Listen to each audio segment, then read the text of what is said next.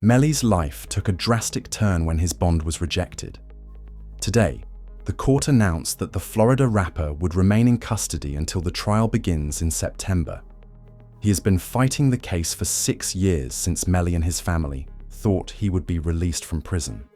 In 2018, Melly was charged with the murders of YNW Juvie and Sack Chaser, 2 longtime friends. Even after one of the 6 counts was given bail, his mother became involved. We just still praying. I know I said I would I'll keep everybody updated with what's happening. I know right now we're waiting.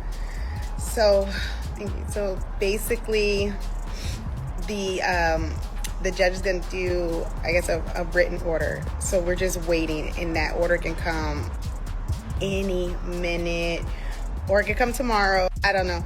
So we're just waiting. We're just waiting. So everybody just keep praying, keep having faith.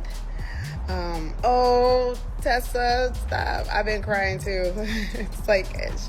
It's been a long time coming, you know. Levin's previously disclosed one of YNW Melly's 6 accusations resulted in his bond. He has been held without bond or a guilty charge for 2,295 days, despite a previous mistrial. Melly was released from prison based on all the evidence. But the prosecution did something that disturbed YNW Melly by reaching settlements with his ex-girlfriend, Mariah Hamilton, and his best friend, YW Bortland. It was intended that Mariah would testify against Melly before his first trial, but she never did. Because of this, the police have been looking for her for the past few years. Mariah Hamilton is spending her first day at the Broward County Jail. She has no arrest record until now. U.S. Border Patrol agents arrested her at Miami International Airport Monday after she arrived on an international flight. Court records show Hamilton was ordered to testify in Demon's first trial in 2023. The judge offered to let Mariah go if she consented to testify against Melly, and Mariah accepted right away. This was the worst news YW Melly could have ever heard. She used Facebook and my community to write, "My village has my gratitude. The reason I love you all so much is because of God's plan, not mine." Because of this, Mariah was unable to testify in the first trial due to her iCloud account. This is referred to as witness tampering.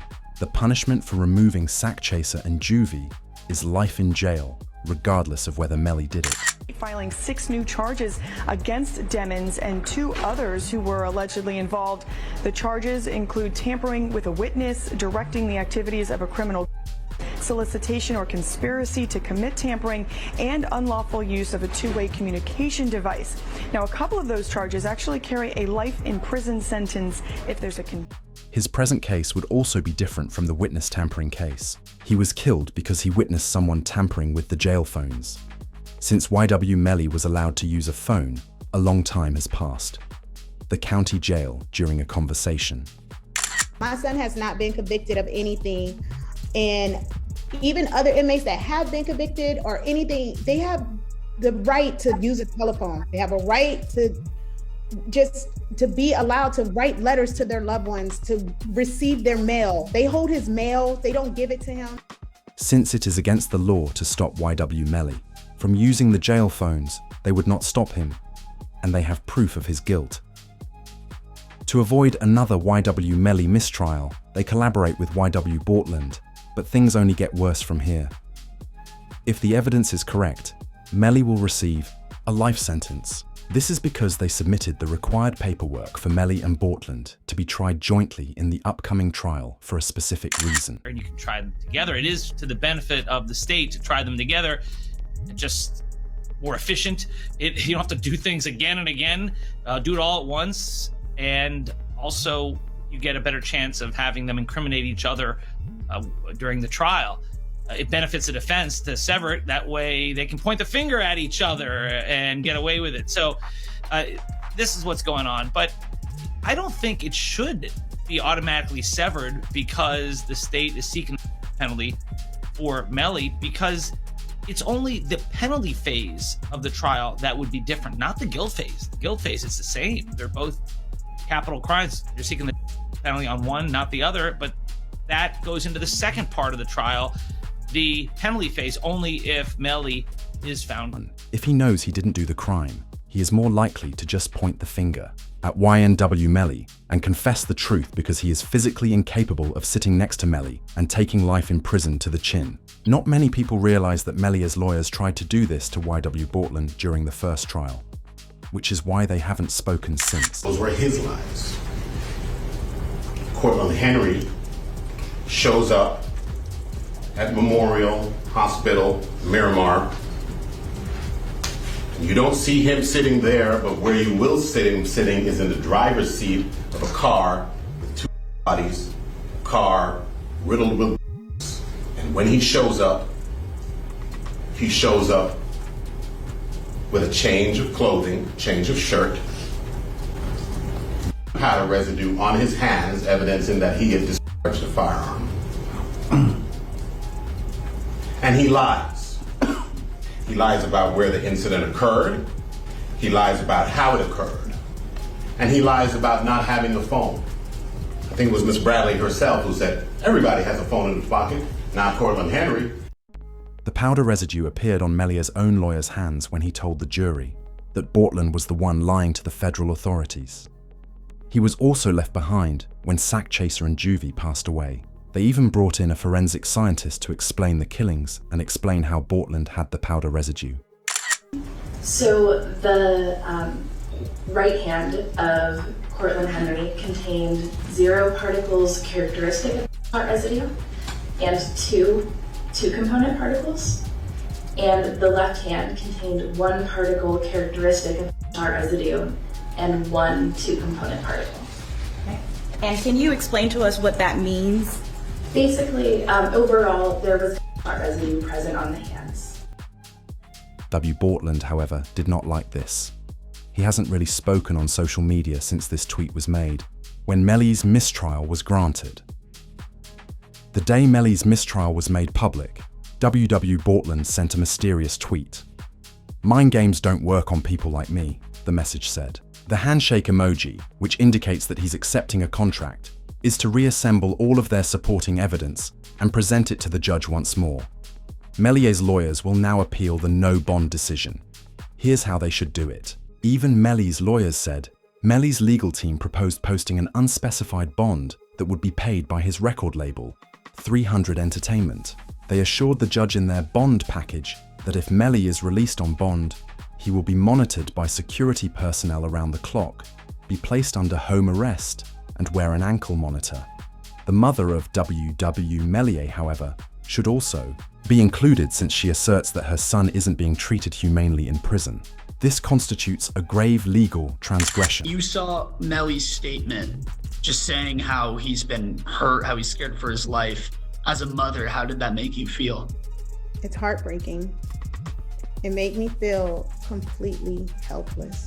Broward Sheriff's Office definitely needs to be investigated. I mean, they are making up their own rules. We've tried to go to court about this situation. The judge really doesn't have any jurisdiction when it comes to the jail, because we actually had a hearing about the mistreatment of him, and the jail they make their own rules. And I don't think that's fair, because I know that they need to answer this. Also, they would remember evidence from the first trial, where Mellys' lawyers showed GPS data showing that Melly was sprinting down a street when the crime was being committed, hiding in a bush at the time of the claimed drive-by to avoid the opposing automobile. That would be the part where he's saying that someone just shot the car up and was trying to shoot them. So I asked him if he was okay, where he was, and he's like, there's a car coming behind him, like hiding. He was like, there's some, yeah. He's like, yeah, there's some. I think they're still out here or something. So I'm like, are you okay? He's like, I'm okay. I said, well, where are Sack and Juvie? And he said, I don't know if they're in the car. I think they're... Since no firearm was ever found, that confirms it was a true drive-by. But that also supports the claims that it was. Even at the first trial, prosecutors admitted that there was never a firearm. Therefore, the accusation of a drive-by was probably the product of the guilty person bringing it with them. So the first thing is I didn't have a firearm, so I can't know which firearm I'm going to use in order to replicate any of my tests. So I can't make tests for this determination because I don't know what was used. Okay. However, it is unlikely that Melly will ever be released, because the prosecution has so much evidence. The first piece of evidence they will present is from Melly's phone, where he confessed to the crime in a text message just hours after it occurred. Let me know which side has stronger proof. Easy Gambino account asked him if he was okay, and his response was, "I did that," and placed a smiley face emoji. And the next message from 10/26/2018 at 16:02 from Eastern Standard Time. The YNW Melly account says what? After that, SHHHH. Nevertheless, a recorded video from a Facebook live stream was also on Mellys' phone. It shows his response to the incident approximately 6 hours after it was committed in a parking lot with YNW Bortland.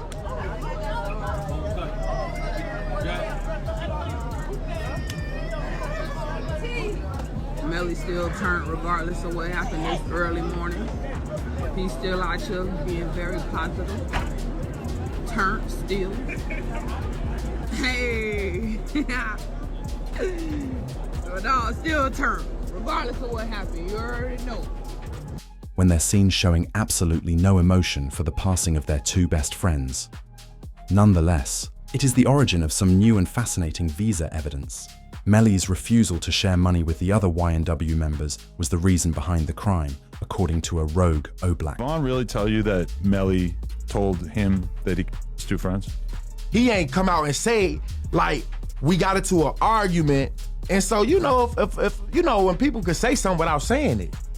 And so he told me, like, once I posted what I posted, Vaughn was mad at me. Bro, why you put up there, bro? What the bam? I'm like, you sitting up here, like, you know the love we got. You do this for us, but you gonna trust that his two friends? And he said, them was trying to extort him. And so I'm like, if they was trying to extort him, then why are you still around them? Melly was meant to share this secret with King Vaughn.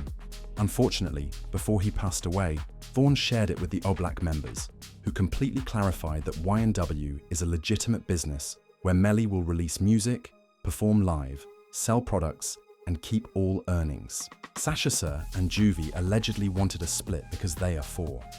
Members of YNW Melly refused to split the money, even though they thought it would be divided at a quarter each. But after seeing the financial proof, many fans wondered how Melly was even paying his lawyers, and when they saw, quote, YW, it even went viral.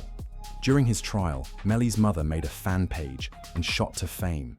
This gained so much popularity online that DJ Academic... YNW Melly's mom has announced that she's going to be starting to own... And I gotta be honest with y'all, man, like, this is perplexing. The reason why it's perplexing is because I can't understand why she's doing this. Your son is fighting for his life. How much, you know, there's certain mothers in hip hop, and you probably could name a few, I won't name all of them, that I feel like their son became stars, but they also wanted to be stars as well. Blueface's mom is one of them. The situation between Melly's mom and Melly, I always thought was interesting, but I never thought she'd be doing this. If you're wondering if she's doing this for money, this can't be a money play. Like, no way. Social media would disagree, with academics who claim that money isn't the main factor. In a 2-year-old no-joiner conversation with Adam B. Slime and Jaime King, Adam would inquire about Mellys' spending from Mellys' mother. Melly has spent a lot of money on lawyers, he thinks. She would relax and burst out laughing. Meanwhile, Baim, his brother, reprimanded his sibling for making stupid purchases. I would assume that he spent a lot of money on lawyers. Like an amount that would probably... That kid spent a lot of money on a lot of things that shouldn't have been spent on. Really? Like what else? And cars, jewelry. And he's not even out to wear the jewelry. I'm like, why are you buying jewelry and you're not here to wear the jewelry? No, definitely lawyers are probably the best thing you can spend. That's what on. bro. But he's good with lawyers, bro. Like, money ain't an issue for lawyers. Like, he's fine, but it's just like, there was a lot of stuff that should have went to lawyers that he didn't spend on lawyers. And I'm like, bro. And now it's like, he don't even want to chain no more.